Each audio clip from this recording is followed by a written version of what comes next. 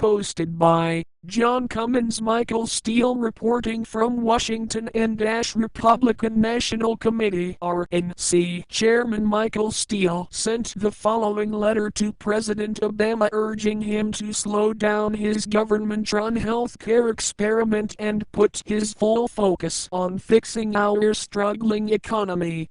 Dear Mr. President, last Friday, new job numbers confirmed our unemployment rate remains in double digits.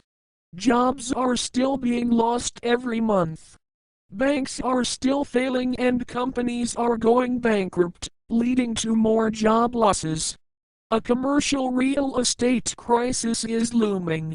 Deficits are threatening the onset of inflation and weakening the dollar. At home, we may face a double-dip recession. The unexpected economic meltdown in Dubai tells us we don't know the full extent of the global financial crisis. Americans and their employers are uncertain about their future. We don't know how many Americans are going to be employed or still looking for work in 2010. We don't know if the Democrat-run Congress's record-setting spending spree will bring back Jimmy Carter-style inflation. We don't know if a devalued and weakening dollar will again push gas prices out of reach. Whether you are a Democrat or Republican, all of us can agree on this. In this uncertain economy, growth and jobs have to be our priorities. The American people think of little else. Common sense tells us this is the worst possible moment for Congress to risk spending another $1 trillion we don't have. This is not the time to gamble $1 trillion on a 2,000-page healthcare experiment Congress is stitching together by the seat of its pants.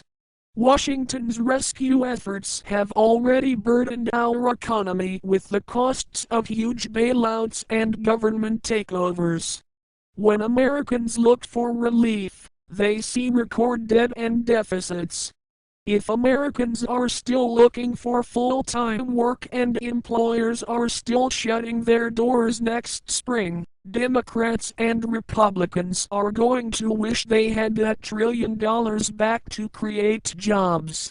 You wouldn't advise any American to bet the rent check now, if they didn't know whether they would have a job next spring.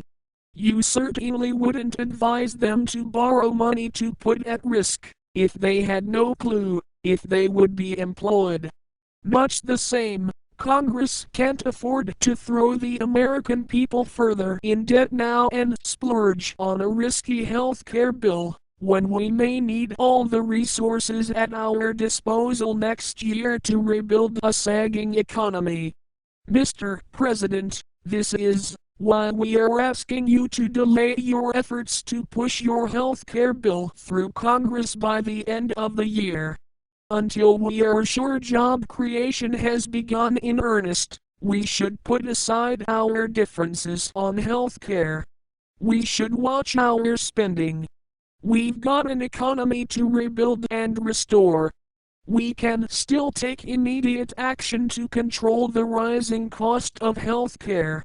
We urge you to consider common sense incremental reforms we can all agree on, such as letting Americans buy insurance across state lines, allowing small businesses and self-employed Americans to group together to purchase health insurance, and making insurance affordable by providing tax incentives for health savings accounts.